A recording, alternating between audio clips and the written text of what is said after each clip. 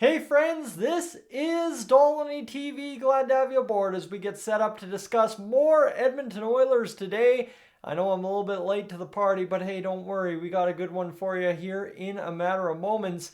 Well, referencing that 9 Things article from Kurt Levins and referencing some things we've heard throughout this week as we continue to now build a narrative as to who the Oilers are looking to kind of acquire throughout the process of training camp. One of the Buffalo Sabres' better prospects, I guess you could say, in terms of a fit with the Oilers, that being Brett Murray. So 6'5", 230. What's not to like on your bottom line? Come on, let's go. It makes sense, right? I don't have to sell you on that, but what I have to sell you on is that I'm looking at it from a different perspective of a waiver claim, because you would think, right? Yeah, we've heard a lot of chatter. Kurt Levins reinforcing that Ken Holland's going to be looking on the waiver wire to acquire a guy like Brett Murray. Of course, Bob Stauffer saying watch the waiver wire for Brett Murray to hit the waiver wire. Jeff Jackson, former representation of Brett Murray. It all kind of comes together here. But what I'm looking at is something that we're pretty familiar with from last year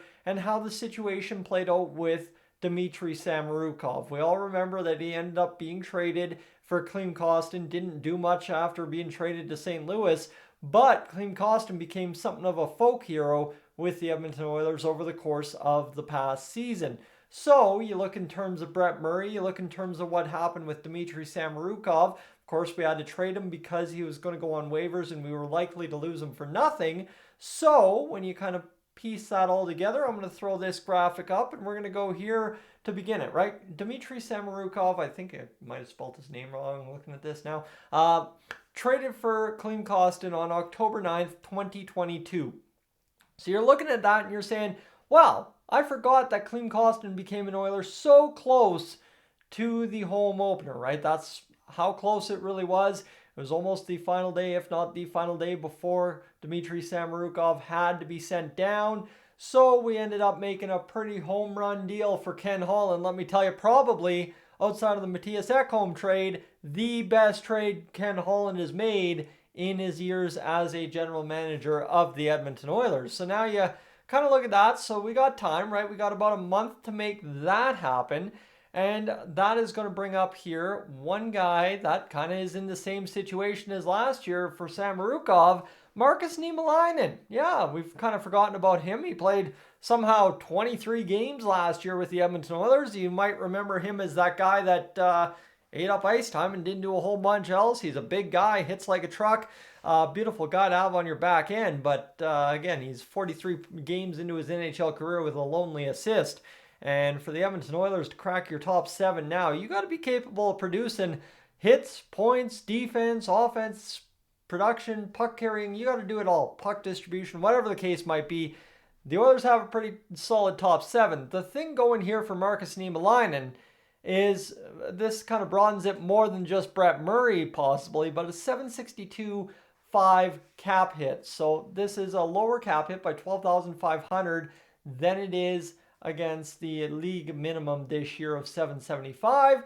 So again, that's attractive, but well, there's a little bit of a problem here, a little bit of a hiccup here for Buffalo in terms of possibly acquiring Markus Niemelainen in place of Brett Murray, and that is stacked up defense, right? Owen Power is the least paid defenseman on the Buffalo Sabres top 8 defenders, and obviously Owen Power is Owen Power we're talking about here. And honestly, though, it could be similar to St. Louis's situation last year, where they just take a security defender from the Oilers, give up something that they don't really want to lose via waivers or lose via kind of having to do something else with them. And that was Klim Kostin of the Oilers last year. Could be Brett Murray to the Edmonton Oilers this year. So that's where I'm looking at it, is I've kind of explained all this, is Brett Murray is a guy that makes a lot of sense for the Oilers.